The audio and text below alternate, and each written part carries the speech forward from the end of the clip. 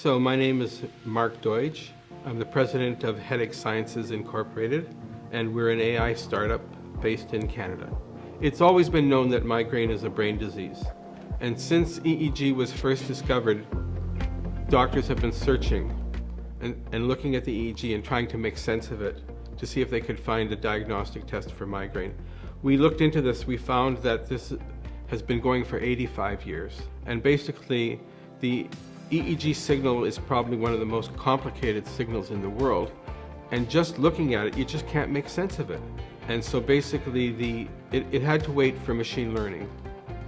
Essentially, what we do is the patient would appear at, let's say, an ordinary medical building, and the EEG lab would be manned by a technician. And the technician is not a machine learning specialist.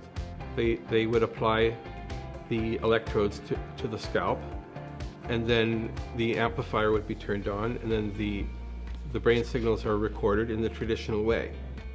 And then the signals would then be transmitted to a central signal processing facility where the analysis would be conducted and the algorithms would be applied.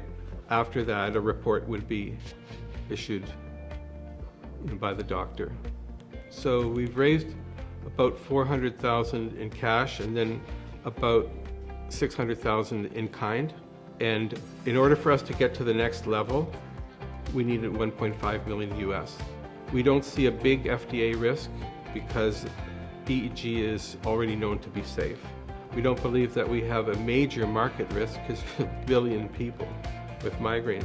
So we believe that this whole thing can be quite revolutionary.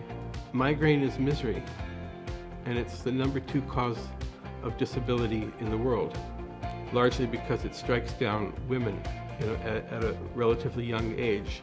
When a father hears that his daughter is having some nasty headaches, instead of waiting years, and it's often to get a proper diagnosis and letting the disease percolate, it could receive early intervention. And then the other reasons that overdiagnosis or an underdiagnosis would be reduced. So there's an immense benefit to the public. The way the medical world works, and rightly so, they don't want to trust just one small study. They want to see that, additional tests and replication has created a solid result. So they're looking for accuracy. And then if that works out well, then we go into another expanded trial, but knowing that we're in good shape. And then if the FDA approves it, then we would begin our release into the North American population and then eventually into other areas of the world. I was a family doctor. If you're a family doctor, pain is a big part of your practice, partly because the patients just keep coming back and back.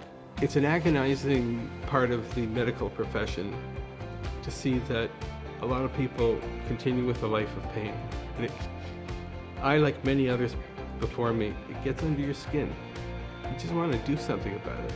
And so basically, I hit on EEG as being a great avenue because the signal is very rich in detail. I began on this path a long time ago, and there have been ups and downs, but at a certain point, it started to come together, where we're starting to get good results.